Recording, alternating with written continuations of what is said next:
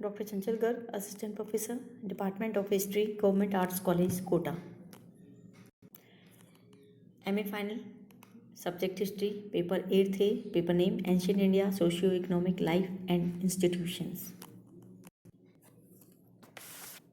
इससे पहले की वीडियो में आपने बौद्ध साहित्य के बारे में पढ़ा, अब आपको पढ़ाया जा रहा है जैन साहित्य के बारे में।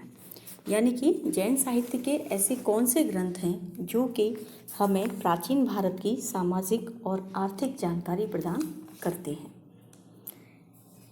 जैसे कि आप लोगों को बौद्ध धर्म के अंतर्गत बताया गया था कि बौद्ध साहित्य जो प्राचीन है वो पाली भाषा में प्राप्त होता है और बाद का बौद्ध साहित्य हमें संस्कृत भाषा में प्राप्त होता है। वैसे ही जैन साहित्य जो प्रारंभिक है वो हमें प्राकृत भाषा में प्राप्त होता है और बाद का हमें संस्कृत भाषा में प्राप्त होता है। इसी प्रकार से जैसे ब्राह्मण धर्म ग्रंथ के अंतर्गत आपने सबसे पहले पढ़ा वेद, बौद्ध धर्म ग्रंथ के अंतर्गत आपने सबसे पहले पढ़ा त्रिपिटक और जैन साहित्य के अंतर्गत वो स्थान है जैन आगम का। जैन आगम एक तरह से साहित्य, जैन साहित्य का संगम या समूह आप इसे कह सकते हैं। जैन आगम के अंतर्गत यह सबसे प्राचीन है, एक तरह से ये बहुत पवित्र माना जाता है, सबसे ज़्यादा महत्वपूर्ण है। जैन आगम के अंतर्गत 12 अंग, 12 उपांग, 10 प्रकीर्ण, 6 छेद सूत्र, 4 मूल सूत्र, 1 नंदी सूत्र और 1 अनयोग द्वार, इन ग्रंथों को शामिल किया जाता है। इसे आप लोग अच्छे से याद कर लीजिएगा। 12 अंग, 12 उपांग, 10 प्रकीर्ण, 6 छेद सूत्र, 4 मूल सूत्र, 1 नंदी सूत्र और 1 अनयोग द्वार। ये माना जाता है कि एक लंबे समय तक इनकी रचना और इनका संकलन होता रहा। इसका समय माना जाता है ईसा पूर्व 4वीं शताब्दी से 6वीं शताब्दी ईस्वी तक, कि जैन धर्म से संबंधित विभिन्न विद्वानों ने इनका संकलन किया था। इसीलिए इनमें अनेक सामग्री, इस प्रकार की अनैतिहासिक सामग्री भी है, लेकिन फिर भी ये अत्यंत महत्वपूर्ण है, समसामयिक। तो ऐसे में यदि हमें प्राचीन भारत के बारे में जानना है तो हम इनकी महत्ता को नकार नहीं सकते। जैन आगमों में 12 अंगों का स्थान सबसे ज़्यादा महत्वपूर्ण है। इन अंगों में जैन भिक्षुओं के आचार, नियम, उनकी जीवन प्रणाली, विविध प्रवचन, उपदेश, महावीर स्वामी का जीवन, उनके कार्य, महावीर स्वामी की शिक्षाएं, उपासक जीवन के विधि निषेध, भिक्षुओं की निर्वाण प्राप्ति, यम नियम, कर्म फल आदि विषयों पर विचार प्रस्तुत किए गए हैं। ये भी ध्यान रखिएगा कि जैन धर्म के प्रवर्तक महावीर स्वामी थे, तो ऐसे में महावीर स्वामी के बारे में भी इनमें जानकारी प्राप्त होती है। और बौद्ध धर्म के प्रवर्तक महात्मा बुद्ध थे। उपांग, प्रत्येक अंग का एक उपांग बताया गया है और इस प्रकार से ये उपांग भी इतिहास की दृष्टि से महत्वपूर्ण है। इनके पश्चात आगम साहित्य के पश्चात जैन साहित्य के अंतर्गत निरुक्ति, भाष्य, चूर्णी और टीका ग्रंथ आते हैं।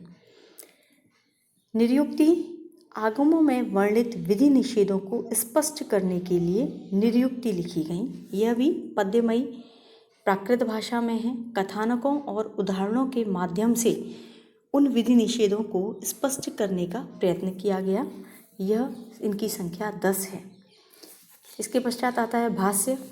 निरुक्ति की मतलब भाष्य ग्रंथों में जैन धर्म और दर्शन को अधिक विस्तृत व्याख्या है। यह भी पद्य शैली में है। इनकी संख्या 11 है।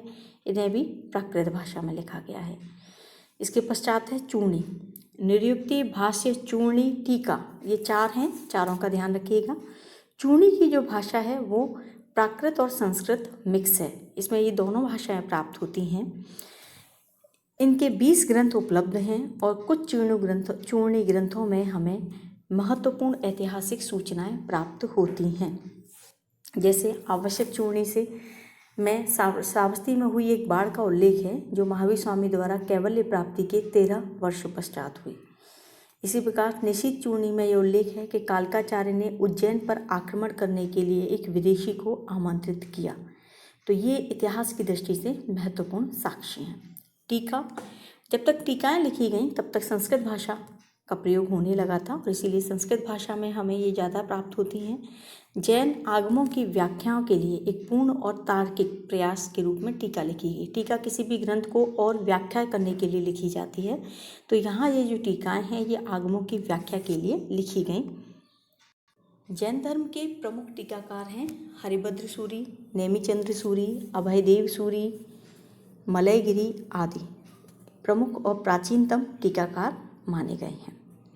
इसके पश्चात जैन धर्म के अंतर्गत हमें और भी साहित्य प्राप्त होता है जो हमें प्राचीन भारत की जानकारी प्रदान करता है। अब इनमें सबसे महत्वपूर्ण आता है परिशिष्ट पर्वन। परिशिष्ट पर्वन के रचयिता हेमचंद्र हैं। हेमचंद्र ने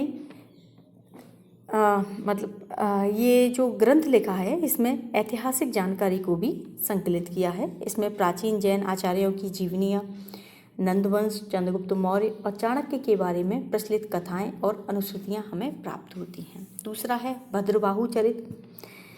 भद्रबाहु मौर्य काल के एक प्रमुख जैन विद्वान थे। ये माना जाता है कि उन्हीं की प्रेरणा से चंद्रगुप्त मौर्य ने जैन धर्म को स्वीकार किया था और उन्हीं के साथ चंद्रगुप्त मौर्य दक्षिण भारत के श्रवणबेलगोला भी गए थे।